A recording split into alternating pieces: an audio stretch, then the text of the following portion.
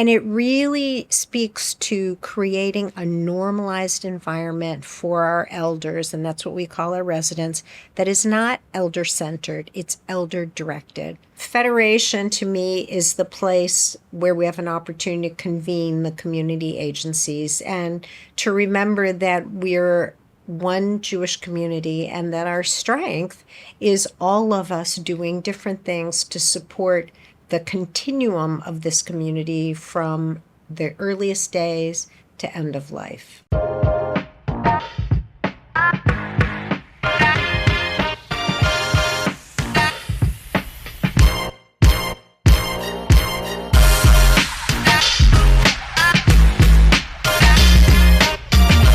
Welcome back to Jewish, where everyone belongs.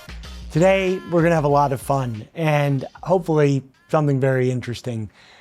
We have Carol Silver Elliott, the CEO of Jewish Home Family. Carol, did I get that right? You got that perfect. Okay, so, and this is unusual, but I really want Carol to explain. Carol's the CEO of Jewish Home Family. Right. Which includes, I want Carol to be the one to do this, but I'm going to try and then fail, and then you'll fix me.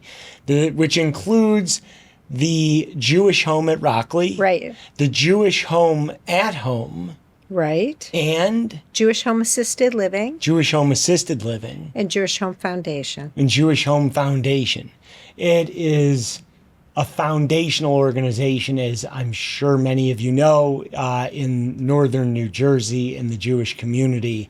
And Carol is one of the leaders of our community. And I know, as some have described, the person they want to be when they grow up.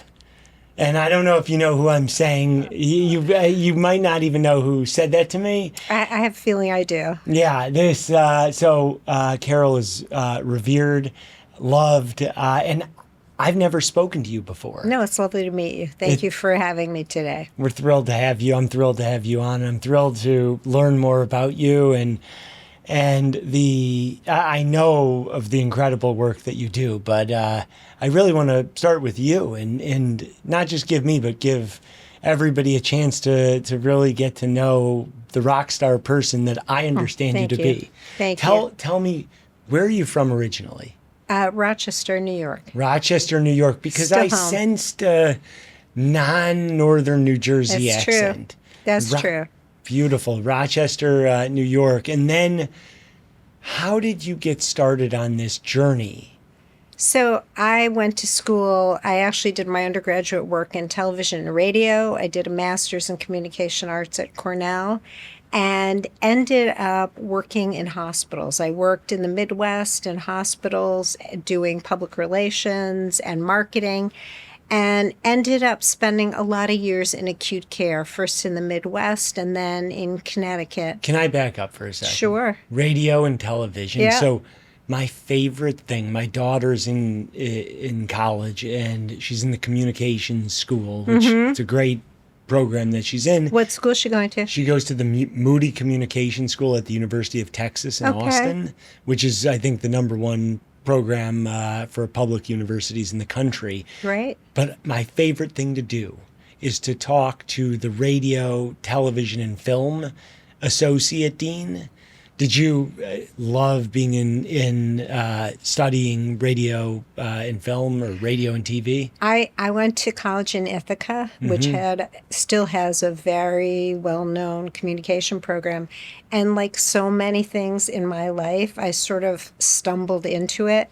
We had actually a radio station in our high school that I got very involved with, and I became a radio engineer, and I did programming, and I had a lot of fun with that. And the advisor of the radio station sat me down one day, my junior year, and he said, what are you going to major in? Where are you going to go to school? I was like, I don't really know yet. He said, I think you should go into communication arts.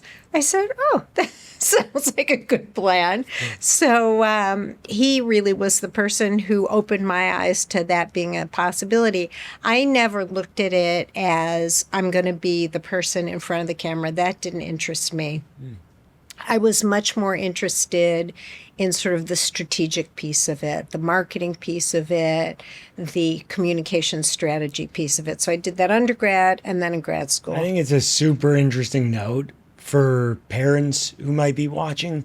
And it's something I very much believe in. You said you stumble into this and that. And it's super interesting to me because I think keeping a wide view is such an important thing for younger people as they're heading into college and really heading into their careers, because one thinks something at 16, 17, 18 years old or 22 or 25 years old.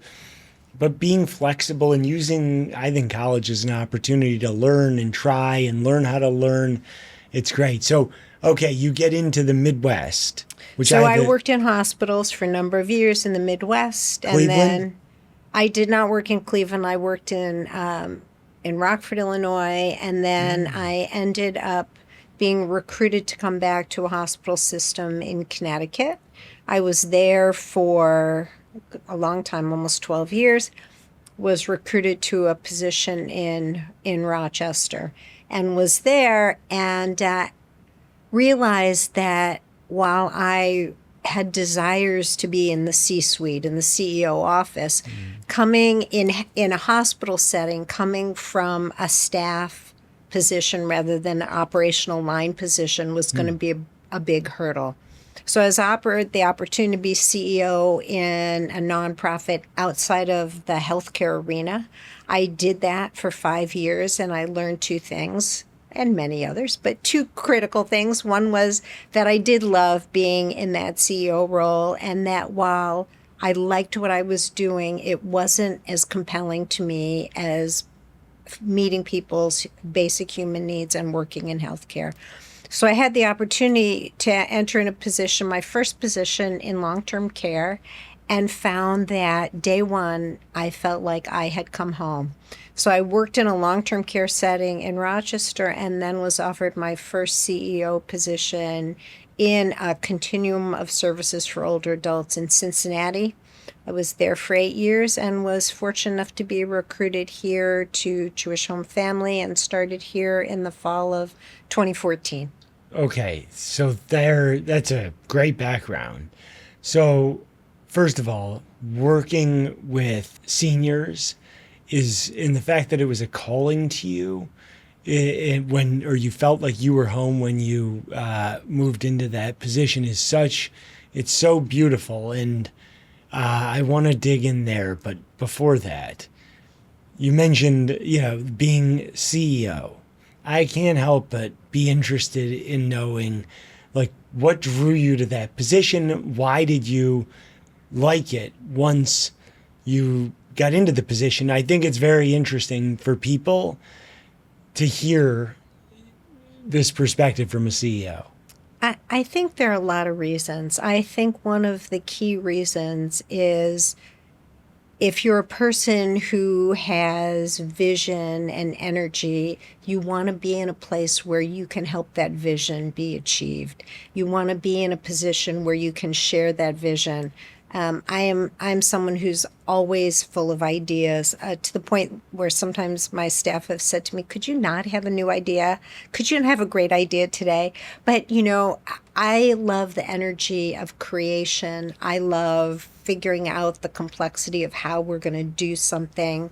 I love building a culture and building a team so that we can work together to accomplish what we need to accomplish. So it's all of those things that I found very satisfying. And, there are days when all of us in leadership come home and think, oh my goodness, this is a lot. You're feeling like, I'll tell you quite frankly, during the dark days of COVID, and not only was I dealing with our organization, but I was chair of Leading Age, which is the national association that represents 6,000 nonprofit long-term care facilities nationwide.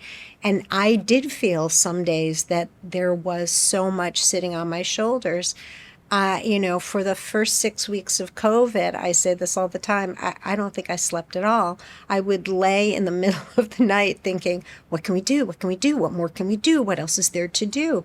It was a very tough time. And You know, as a leader, I felt it was my obligation, both locally and on a national scale, to bring hope and positivity and an energy that said, we're going to get through this.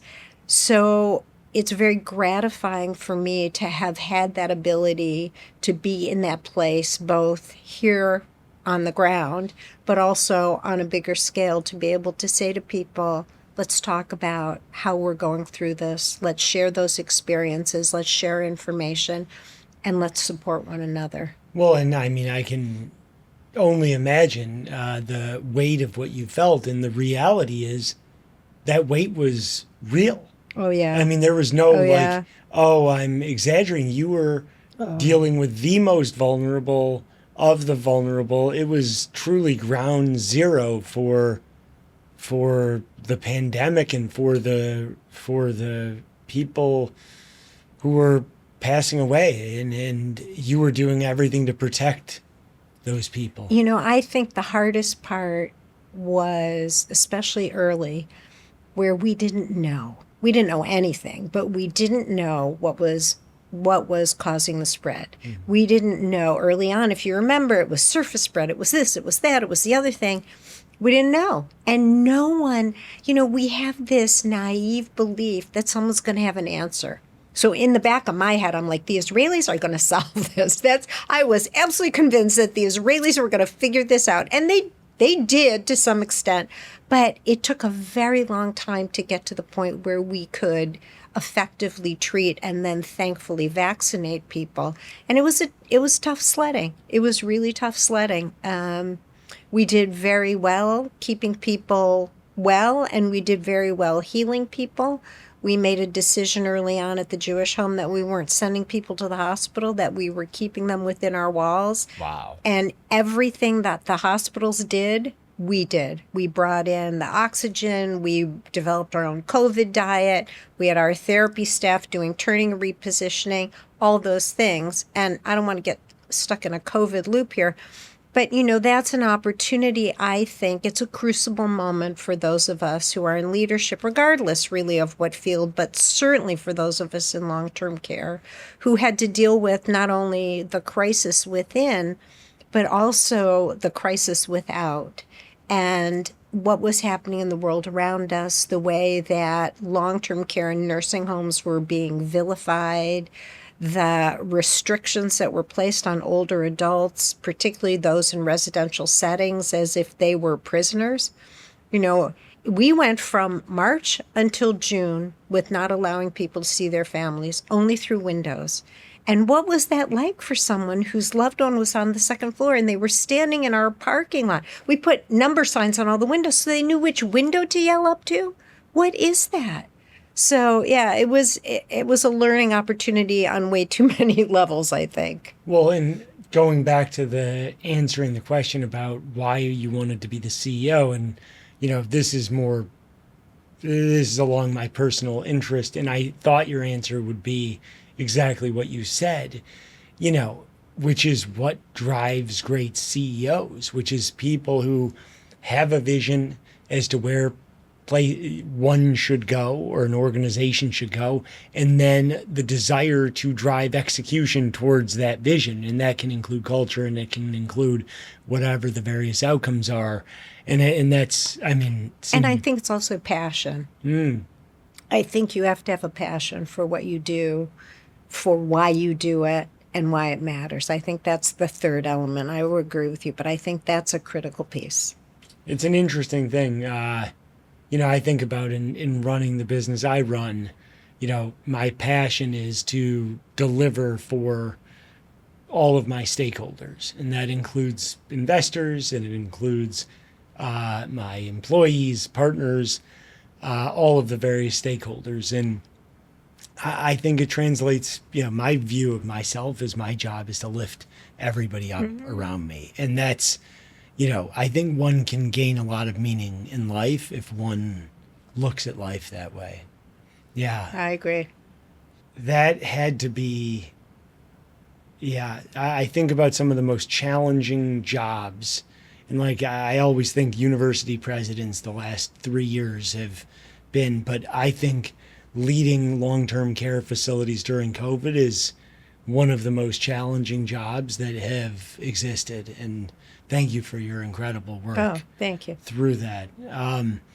Okay, so you come back you come to New Jersey to lead Jewish Home Family, 2014. Right.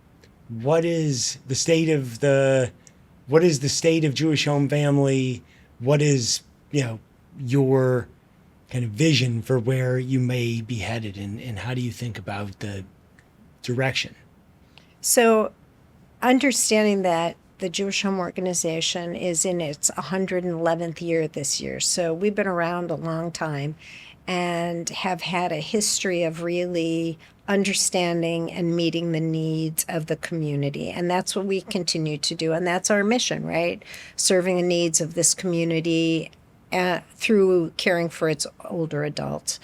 So the organization really has a strong and solid foundation to build on. And as you know, we have the Jewish Home at Rockley, we have Jewish Home Assisted Living as our two major campus areas.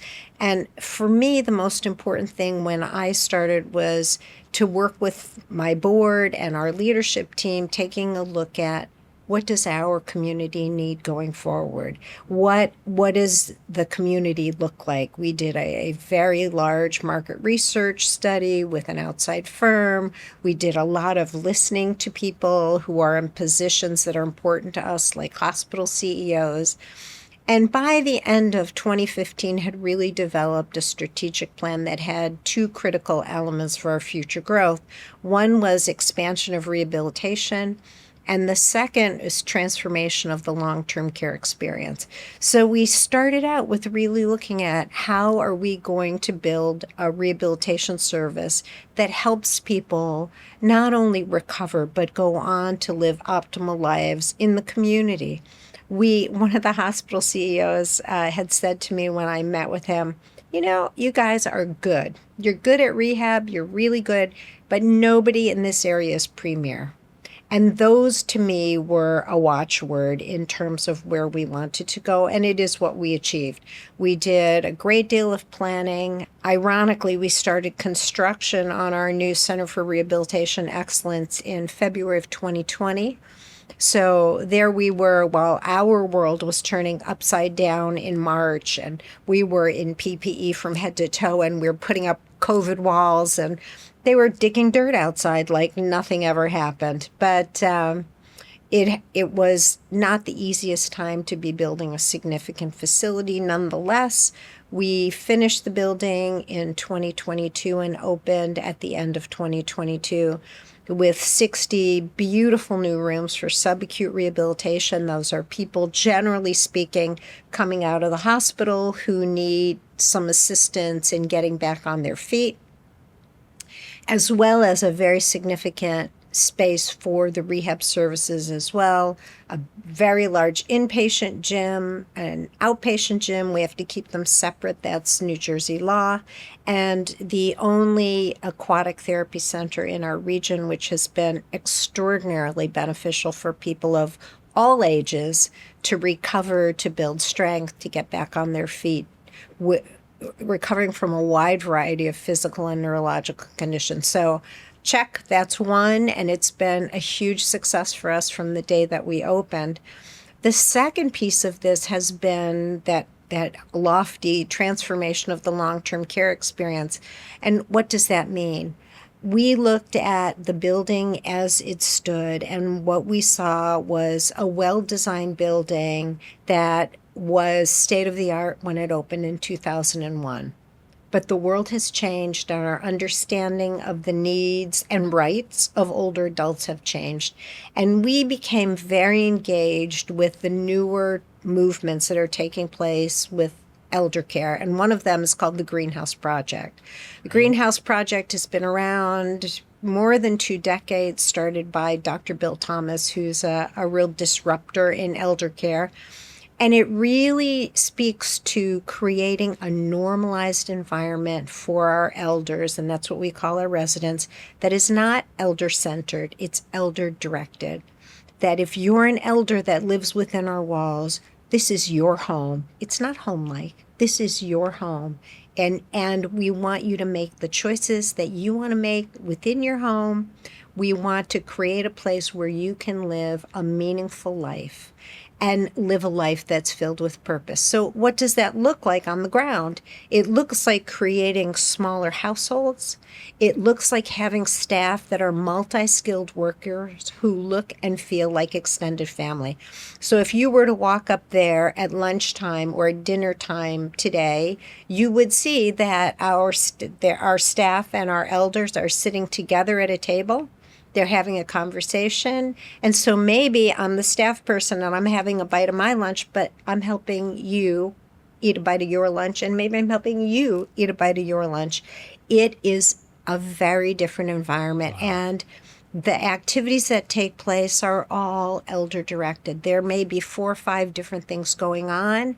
You can participate in one or more. And it's your schedule. It's your life. So sometimes I'll take a tour. I did this just last week. I took a tour upstairs. It's 10:30, 10:45 in the morning, and someone's sitting at a table finishing their breakfast. So if you're a person who wants to sleep in and have breakfast at 10:30 in the morning, why shouldn't you? And if you're with me and you want to be up at 4 a.m., why shouldn't you be? These are your rhythms. This is your life. These are your choices. So that's the process we're engaged in right now. We are 2/3 of the way done with it in the Rockley building, and the memory care unit at assisted living has already been converted. And before you ask me, because I know you have a question, I want to tell you that the outcome has been remarkable, not just from the standpoint of our elders and their families being over the moon with what is definitely a transformed setting, but we're seeing remarkable improvements in clinical indicators. So one of the things that's really interesting to me is that we've seen an almost 20% decrease in falls. Now, older people fall. Everybody falls. People of all ages fall, but elders fall, and falling can be obviously very dangerous for someone with fragile bones. And people are falling markedly less. So why are they falling markedly less? Because they have way more freedom, and they're doing things that are engaging to them, right? They're not, let's go play bingo if that's something they don't want to do and they're restless. They're active and engaged in a very different way. And the staff are working with them differently. So they can see if someone's restless and maybe needs assistance to use the restroom, or they can see if someone would like to do something else. It's really about that sensitivity. We have also seen a drop in the use of psychotropic medications. Those are medications that are often used on a as-needed basis if someone's having difficulty controlling their behaviors.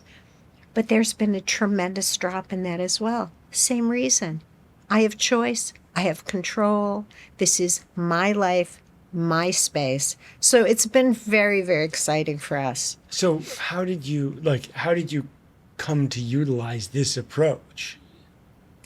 I've been intrigued by greenhouse for a long time. I was intrigued by it before I came here. And as I got here, there were things that I saw that I felt needed changed. And we began to kind of chip away at those things. And I introduced the concept of greenhouse, their core values and their education, to some of my leadership team, who initially thought, is she talking about growing plants somewhere? No, we're talking about a philosophy of care, who began to understand it. We brought in the woman who's the CEO of the Greenhouse Project, now called Aging In, to meet with our board members, to answer questions, to help people engage. And then we started getting our own training so that we became trainers for our staff. We had thought that 2020 was going to be our big greenhouse year. We had a plan, we were ready to go, and then of course we all know what happened. But once we finished the construction, we began to put our plans in place for how do we make the necessary changes? How do we create within a legacy existing building the kinds of spaces that we want to create? It's not the picture of a greenhouse. If you went on the Greenhouse Project website, you'd see perfect little houses.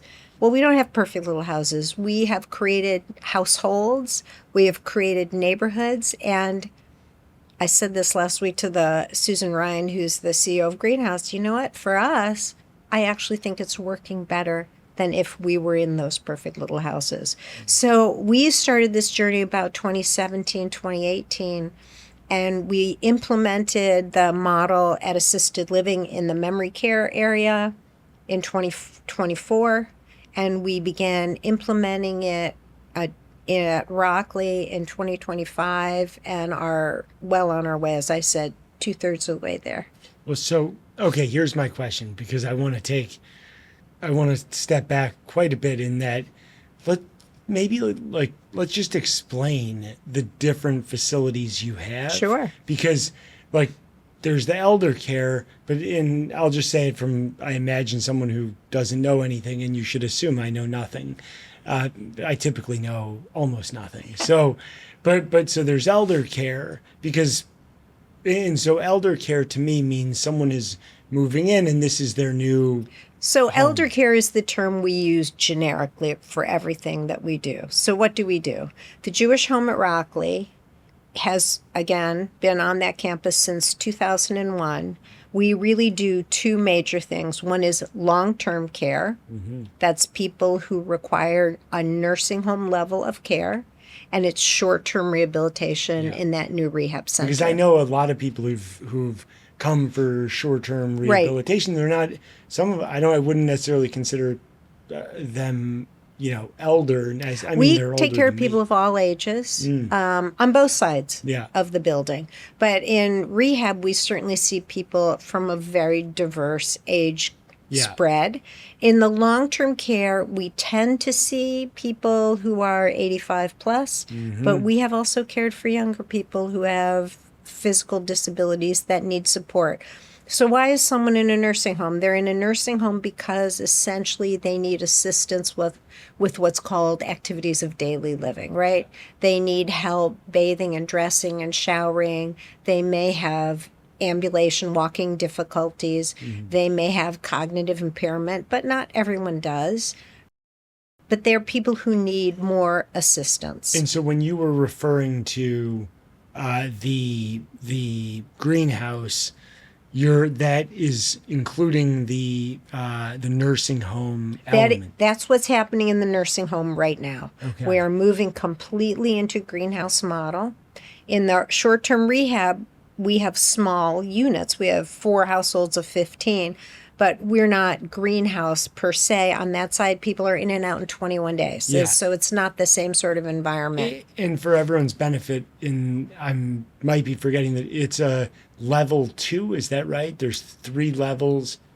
And I'm thinking we call it subacute. So, okay. So it's below the acute care level. It's not outpatient. We do outpatient also. My father, 2 years ago, right before Passover, had a stroke while he was visiting us from Wisconsin. He was at Englewood Health. They were amazing. And then because of the care he needed to go, I guess that would be the acute care. To an acute rehab. Yeah, to an acute rehab. Yeah. And then we were able to get him back to Milwaukee. Sadly, he passed away. Oh, I'm sorry. He was 92, so God bless. I can assure you. So he lived probably 6 more months. Well, it was April. He passed away August 16th. But he would have told you, my life was fantastic. I'm the most blessed person. I'm good. That's wonderful. Yeah, it was great. But we of course would have really wanted to bring him to the Jewish home. So when someone has a stroke or a major event, they may go to an acute rehab. Many people can't keep up the pace of the acute rehab. It's much more intensive therapy. So sometimes people will go to acute rehab and then come to subacute. Many people will come directly to subacute. It's really based on what they physically need. I think I don't even know enough to know, but I imagine for him, they felt he needed as much as he Sure. could, as quickly And as it's a he question could. of what he physically Yeah. could do. Yeah. So, yeah, you want to Okay. give them the most intense care that they can physically manage. So then I've also heard, people who have like their hip replaced or shoulder replacement. Do they come to rehab at the Jewish They home? do. Yep. They That's great, do. because I've heard great experiences They on that. do, yeah. Okay, so you have that side, the coming and going. Right. You have the Long-term care. The long-term care. I'm Skilled just nursing, defining right. a little bit long-term care. Just so I know, if I imagine I'm wondering others might be. So long-term care meaning someone comes in, they're oftentimes over 85. Is the expectation they're going to live there for a year, 2 years, 3 years, and beyond potentially? Absolutely. I Right. mean, for the most part, if someone's coming in for long-term care, they will live there for whatever the remainder of their life is. Wonderful. And it can be a long time. We have a woman living with us right now. She's about 106 and a half. Right. She's fully intact cognitively. Physically, she's great.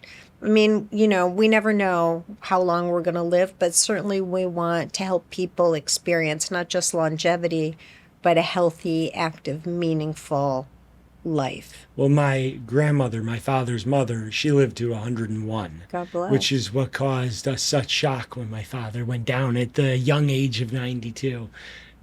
It's such a critical part, and I'm 49. Of course, my parents, my father was 92. My mother passed away many years ago, but my peers have parents who are moving into this phase, and so understanding the process is extremely important. It's so complicated and scary and sad, and you have these emotions.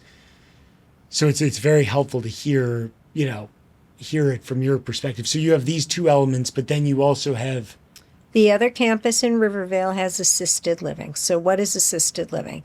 Assisted living is more of an apartment setting. It's a residential setting. Sometimes people move in that don't need help. But they want a place where they have socialization and activities, and maybe they don't want to cook anymore. And sometimes they need a little bit of assistance. Maybe it's with medication administration, or maybe they need a little bit of help with their daily living activities. It's really very individual. So assisted living is right in the middle of Rivervale, downtown, if you can say downtown Rivervale and as a real thing, but the center of Rivervale. And we have 107 assisted living apartments. 24 of those are for memory care assisted living. So what is memory care assisted living? It is for people who have some memory loss or some cognitive impairment who need a higher level of support, but maybe they don't need as much support as they would get in the nursing home. They're more independent, but still need to be in a more supportive environment. And in our memory lane section at assisted living, we have 2 greenhouse homes as well. Those were our very first ones. Oh, that's exactly what I was going to ask. So you have the greenhouse approach. Yes, at assisted living as well. Yeah. And in the traditional assisted living, we have studio apartments, 1 bedroom, 2 bedroom, very large apartments. It's a very active group of people, lots of programming all the time, everything from exercise to book club to crafts to weekly lectures from a professor from Montclair State. You name it, we're doing it there. It sounds awesome. Is it very hard to get into? I imagine. It depends on the day and the circumstances. Assisted living is not an inexpensive proposition. It is primarily private pay. So the question of resources is one that certainly comes up. But, when people recognize in themselves or in their loved ones a need for an environment that's more supportive and safer, and, oh, by the way, not socially isolated, I would encourage them to come and see us. And here's the other thing I'll say. Your dad was in Wisconsin. I would have said to you then, call us.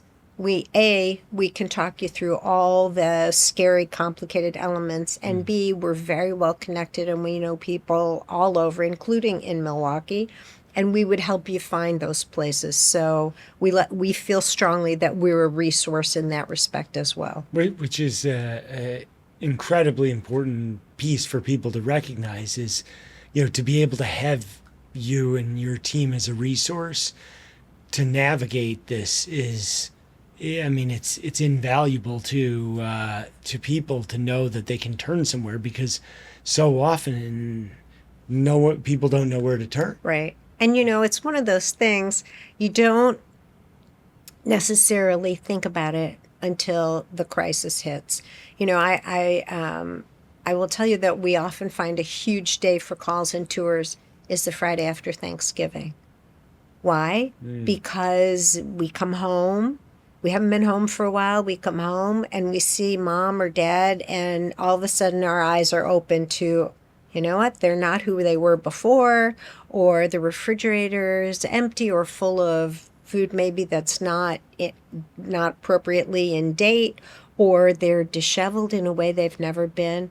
We have to do something. Yeah. What do we do? Yeah. And we're there to help.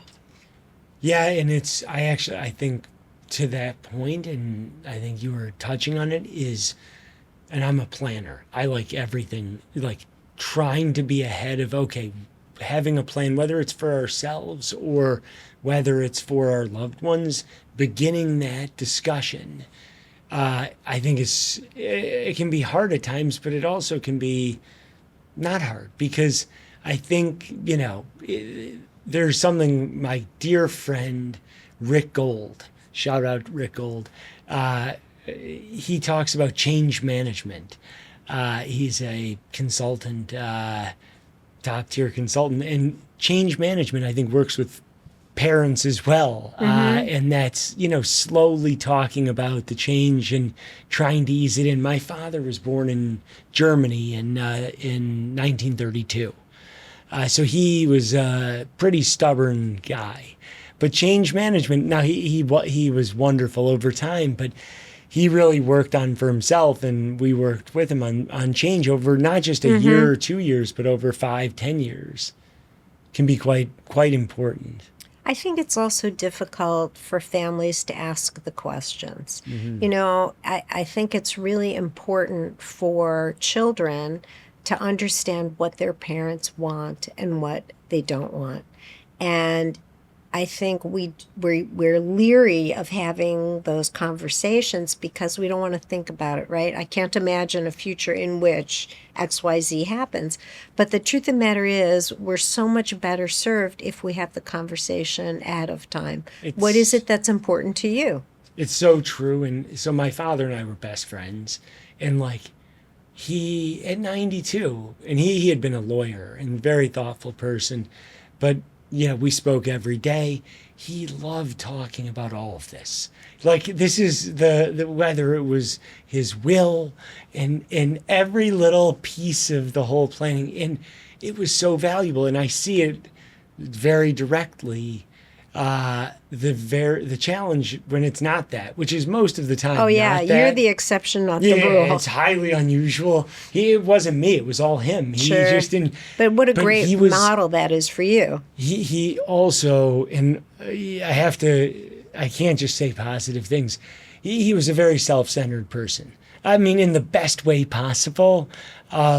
In that he just wanted to talk about himself. So it didn't matter what it were related to. If we were talking about him, he was winning.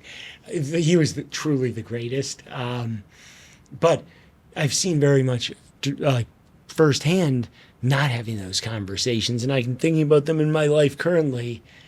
And it's very hard, very hard. And I think, do you have resources that help work people through that? Sure. Yeah. There are lots of resources out and available, and we can certainly help direct people to them. And, once people are working with us or with any other elder care organization, there are social workers. This is part of their this is part of their skill set and training, is to help people have these conversations. I think, frankly, what happens too often is that we fall into this, what I like to call magical thinking. That if maybe if you just knew mom 10 years ago, or maybe mom will come back to being who she was 10 years ago or 5 years ago, and they don't want to, and maybe she will, but chances are there's an end point, because for all of us there's an end point, and people don't want to contemplate that end point. I will tell you a personal anecdote. My mother-in-law was, whom I miss every day, was living in Jewish home assisted living. And in the state of New Jersey, we're very fortunate to be able to execute something called a POLST, Physician Orders for Life-Sustaining Treatment, in which you or I or she can express exactly, specifically their wishes for end of life. Mm-hmm. And that becomes a legal document, not like a living will where someone can override. It becomes a legal document that no one can override. So it's right there. And I knew that my mother-in-law was very clear about her wishes. And I said to my husband, I think your mom really wants to do a POLST. I think she really wants to have this in a way that no one, because there are multiple siblings, that anyone can change her wishes. And he said he was uncomfortable sort of talking to her about it, but, he would get to it. And it happened that I was with her physician, who's our medical director, and I said, I feel like Claire wants to do a POLST. Mm. And he said, I'm going to be in the building tomorrow. I'll stop in. If she wants to do it, we'll do it. So he called me the next day and he said, I have to tell you something. He said, usually we spend an hour 15 executing these documents. He said, Claire was done in 15 minutes. She was done in 15 minutes because she was absolutely crystal clear on everything she wanted and didn't want. And my concern was that if we were, which we weren't, but thankfully, faced with a situation in which there were difficult choices to be made, not everyone in my husband's family would see it the same way. Yeah. And, I know that I would be the one saying, she's going to get what she wants. I don't care what you do or say. But I didn't want to have that conflict, and I didn't want to run the risk that she wouldn't have what was important to her. Well, and what a gift to the whole family, because having that conflict at the end, and I've seen that very much ugly. Firsthand. Oh, and yeah. It's a horrible, horrible place to be, because you're at a very sad moment and you want to be in that moment. And then there's this conflict which doesn't necessarily need to take place. I'm always, and people know me, I'm an emotional mush oftentimes on this podcast, in that, the amount of love that these long-term care workers, these healthcare workers, these administrative people that you have for family members who we all care so deeply about, it is such a beautiful thing to see. Like, it is shocking for someone like me who's pretty much just a business person, to see the care and the thoughtfulness at every turn. It's such a gift that you've given to the community, that the people who work for you have given to our community in helping people. It's such a beautiful piece. So I want to ask you, I have two more questions. Sure. When you think about partnerships in Jewish Federation, be interested to know, is Jewish Federation, a good partner? Hopefully you say yes, since they sponsor this podcast. Tell me, what does that relationship look like for those people who are interested in how Sure. How organizations interact? We have a long-standing and very solid relationship with Federation. We are grateful to the support that Federation offers us, specifically supporting our hot holiday kosher Meals on Wheels program.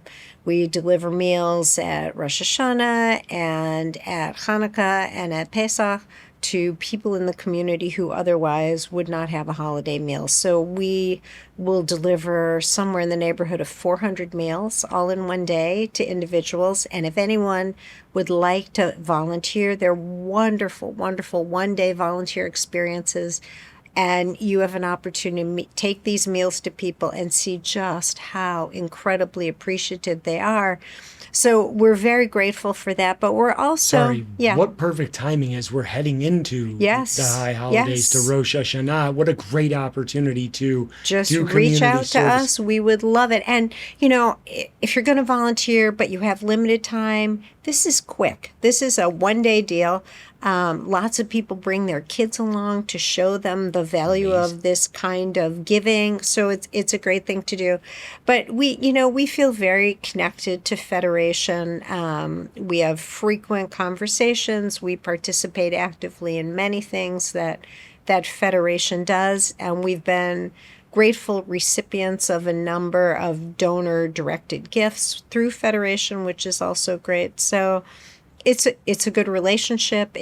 We also, I think, have had some wonderful conversations about when there have been opportunities around legislative action, about things that are important to us, causes that we're really engaged in. So it's a good partnership. I think Federation, to me, is the place where we have an opportunity to convene the community agencies and to remember that we're one Jewish community and that our strength is all of us doing different things to support the continuum of this community from the earliest days to end of life. And what an important role you have in the later years. I think that is perfectly said, and it's your Jewish family home is essential to our community. Okay, so to finish off, Yes. where are we headed over the next 5 to 10 years? I know there's a lot. There's a lot. Yeah. So we're in the thick of some additional strategic work. We have identified some key areas that we're working on. One of them is innovation. We're doing a lot of work with both Israeli and other technology companies, piloting and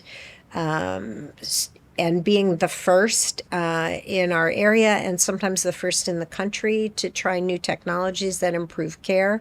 We're working with an Australian company right now, PainCheck. We're the very first organization in the United States to use PainCheck, which is an extraordinary AI-powered tool that helps us to determine whether someone is in pain, no pain, low pain, moderate pain, high pain, particularly with someone who's nonverbal or non-English speaking. It has been a game changer for us. So that's one key area. We're hoping at some point to find a location in Bergen County where we can really do some independent living housing because, as you and I both know, it's a huge need in our area. It's the geography that's challenging to us.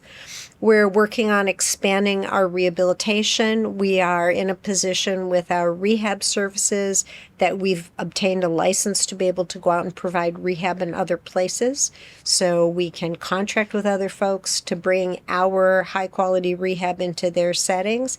And we're also working on expanding an area that we know is in demand and increasing demand, and that's more memory care at an assisted living level. So that not nursing home memory care, but what we talked about that exists at assisted living, we're intending to do some additional assisted living memory care. We've got plans in the works right now to do just that. This is awesome. I wouldn't think I'd be all fired up, but no, I'm super fired up because we need to really your point. We need best in class. We do. Organizations throughout our community and throughout our lives, and you and your vision are bringing that to fruition for our community, and it's amazing.